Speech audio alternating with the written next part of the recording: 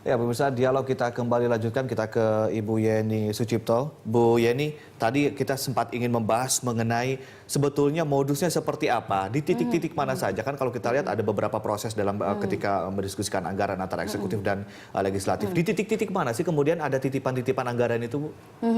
Sebenarnya kalau titik krusialnya itu ada di pembahasan setelah proses KUA PPAS ya, kebijakan umum anggaran, pada saat eksekutif mengusulkan RKA SKPD yang dibahas oleh teman-teman di DPR. Nah, sebenarnya ada titik-titik yang bisa dimainkan oleh kawan-kawan elit politik pada saat di DPRD karena ini kan DPRD kan bukan hanya melibatkan DPRD ya, tapi dengan eksekutif di instansi-instansi tersebut, kemudian artinya dimungkinkan kong kali kong dengan bawahan-bawahan dari Pak Ahok sendiri. Bisa dimungkinkan seperti itu. Ini bukan hanya terjadi di DKI Jakarta ya, tetapi hampir semua kabupaten kota yang kita coba untuk nilai sebenarnya bahwa kong kali kong itu bisa terjadi pada saat proses pengusulan di dalam dokumen RKA SKPD, begitu kan, memasukkan titipan-titipan program begitu. Nah, modusnya seperti itu.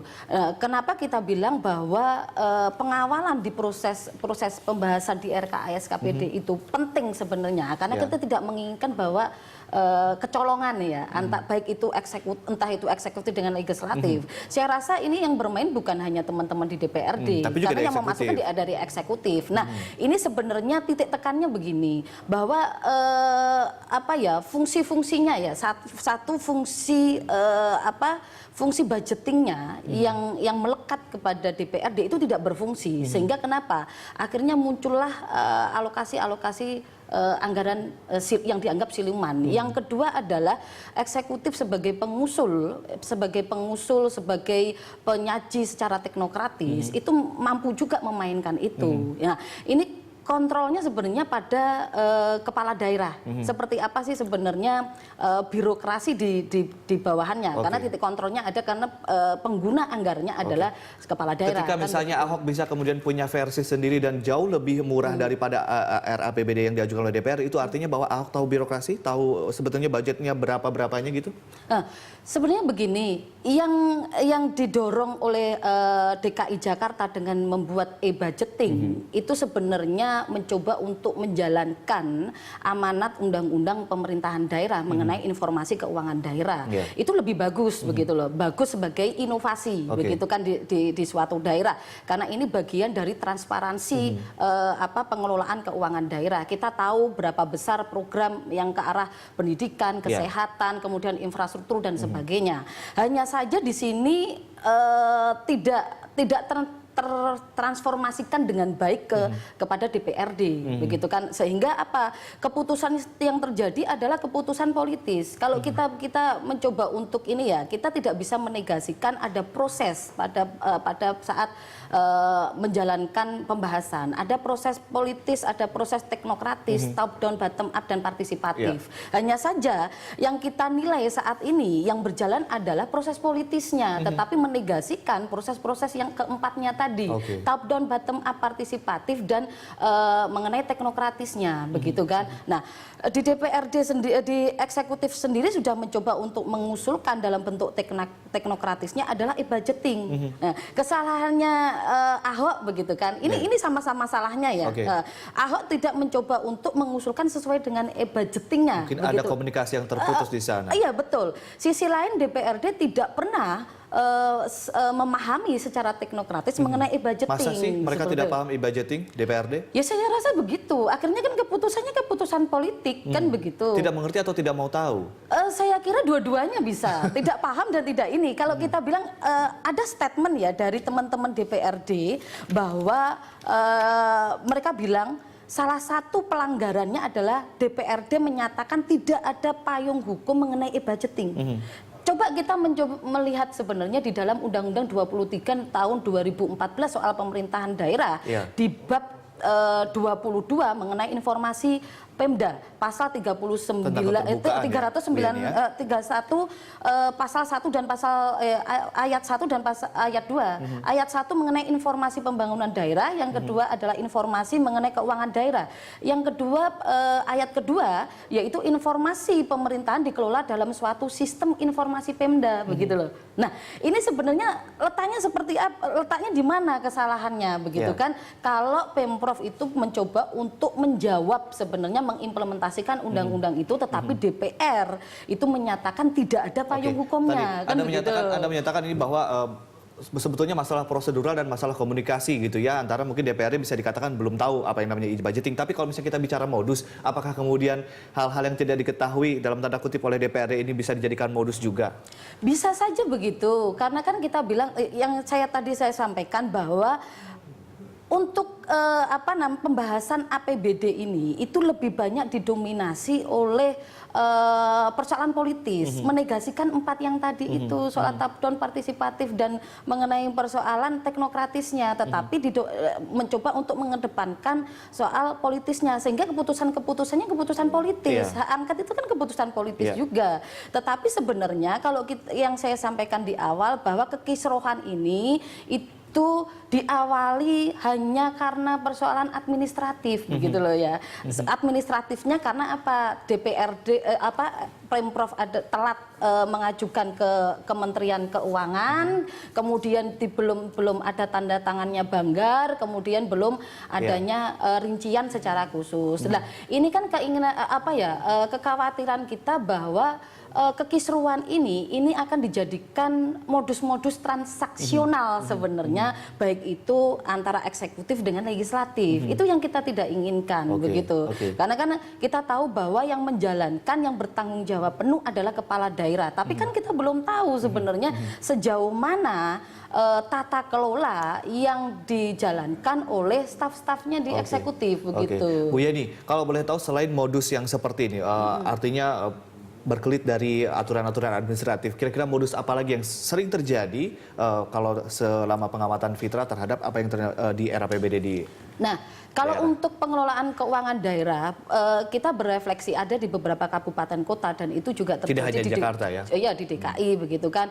Modus-modus yang ada, yang ditemukan oleh teman-teman KPK, gitu kan. Salah satunya adalah mengenai laporan fiktif, kemudian penggelapan, penyalahgunaan, kemudian ada salah satunya adalah potensi korupsi. Itu diantaranya itu lebih banyak mengenai persoalan pengadaan, kan begitu. Dan itu biasanya nomenklaturnya ada di barang dan jasa dan modal. Kalau kita modal, kita tahulah. BPK saja mencoba untuk menilai bahwa hampir 45% itu berpotensi untuk dikorupsi dengan adanya itu tadi laporan fiktif, penggelapan, penyalahgunaan. Kemudian di barang dan jasa karena itu habis pakai gitu kan. Itu juga lebih banyak laporan-laporan fiktif. Nah, kita nilai di DKI Jakarta karena kemarin kita mencoba untuk menemukan bahwa banyak pengadaan yang dimunculkan, begitu kan. Karena pengadaan ini kan modusnya mereka adalah kong kali kong dengan pihak swasta. Kan salah satunya kalau di Jakarta ini di sektor pendidikan ya. Karena kalau tadi Anda mengungkap datanya justru contohnya ada di sektor pendidikan, dan juga kalau kita lihat APBD DKI Jakarta 2015, anggaran seluruhnya justru ada di classroom audio, puluhan ribu UPS, dan juga pelatihan guru luar negeri. Kenapa di sektor pendidikan? Ya kalau kita bilang kan, kalau berbicara soal pendidikan itu kan lahan basah sebenarnya untuk di pendidikan. Bu Yeni, kita tahan dulu karena sudah tersambung di telepon, bergabung bersama kami di Jurnal Pagi. Ada Bapak M. Taufik, beliau adalah Wakil Ketua DPRD DKI Jakarta. Selamat pagi Pak Taufik. Selamat pagi, Mas. Ya, Pak Taufik, dari pihak DPRD sendiri menyatakan bahwa Ahok kemudian melakukan pengaduan masalah dana siluman era PBD ini gara-gara memang Ahok sudah mengetahui akan terjadi hak angket. Apa komentar Anda, Pak Taufik? Iya, itu kan reaksi atas keputusan angket DPRD saja. Itu. Kalau nggak ada angket, saya kira gubernur tenang-tenang aja. Contohnya apa? 2014 sudah terjadi, kalaupun baru lapor sekarang. Pelaksana kan semua ada di eksekutif gitu loh. Baik. Baik, Pak Taufik, mengenai hak angket ini apakah memang betul-betul serius hak angket atau justru hanya gertak sambal, Pak Taufik? Nggak ada serius, masa ada angket retak sambal, serius. Karena kita melihat, kenapa angket? Karena kita melihat sudah ada pelanggaran dalam hal proses pembahasan pengesahan APBD. Pelanggarannya di sebelah mananya tuh, Pak? Begini, kan saya sering sampaikan bahwa APBD itu dibahas di Dewan, karena APBD itu nanti keluarnya dalam bentuk perda. Yang bikin perda itu Dewan, Mas. Ya. Nah, tiba-tiba yang disampaikan ke Kementerian Dalam Negeri, APBD yang sudah sama-sama disepakati tanggal 27 Januari, ternyata yang diberikan yang lain. Nah, ini yang menurut saya cara-cara yang keliru gitu loh. Baik. Itu kan melanggar aturan. Iya, Pak Jadi Taufik. kita dibohongi aja. Baik, teman-teman dari Fitra kemudian juga memiliki versi RAPBD dari DPRD dan juga versi RAPBD dari Pemprov DKI Jakarta. Ya, nggak Katanya ada apa-apa. banyak sekali perbedaan begitu. Apa komentar Anda mengenai hal ini, Pak? Iya pasti, Mas, pasti beda. Banyak hal yang beda, terjadi perbedaan ya, dikarenakan ada juga yang SKPD-nya nggak mau jalanin karena bukan tupoksi dia. Banyak loh program yang begitu, yang kemudian dia minta supaya ini dicoret. Terus kan dananya tetap harus ada perimbangan. Iya. Jadi kalau kami mengatakan bahwa selama itu masuk dalam proses pembahasan itu sah-sah saja. Karena dibahas bersama SKPD loh. DPRD nggak bisa bahas sendiri. Baik, baik. Jadi bersama-sama, nggak ada yang namanya bahas DPRD sendiri. Bersama-sama SKPD. Mengenai e-budgeting Baik. sendiri bagaimana, Pak? Kemudian ada temuan dari ada statement dari Fitra sendiri bahwa DPRD sepertinya tidak mengetahui tentang e-budgeting. Oh, bukan nggak mengetahui, jangan so tahu itu Fitra itu. Masa nggak mengetahui e-budgeting? DPRD setuju e-budgeting. Ya. Cuman di mana ditaruhnya? Jadi harusnya gini ya, kalau e-budgeting diproses sebelum pengesahan APBD, terus ngapain disampaikan ke DPRD? E-budgeting itu kan buat alat, dia tidak masuk dalam proses pembahasan, alat untuk transparansi. Mestinya setelah selesai disahkan, kan dievaluasi Mendagri, balik lagi disahkan, masukinlah e-budgeting supaya tidak ada lagi yang menambah, mengurang gitu ya. Kemudian supaya masyarakat tahu itu dong. Baik. Kalau di awal-awal sudah masukin e-budgeting, kalau gitu membohongi kami. Ngapain Anda suruh anak buah ikut proses pembahasan, dianya sendiri menyampaikan rancangan APBD, itu kan melanggar prosedur dong.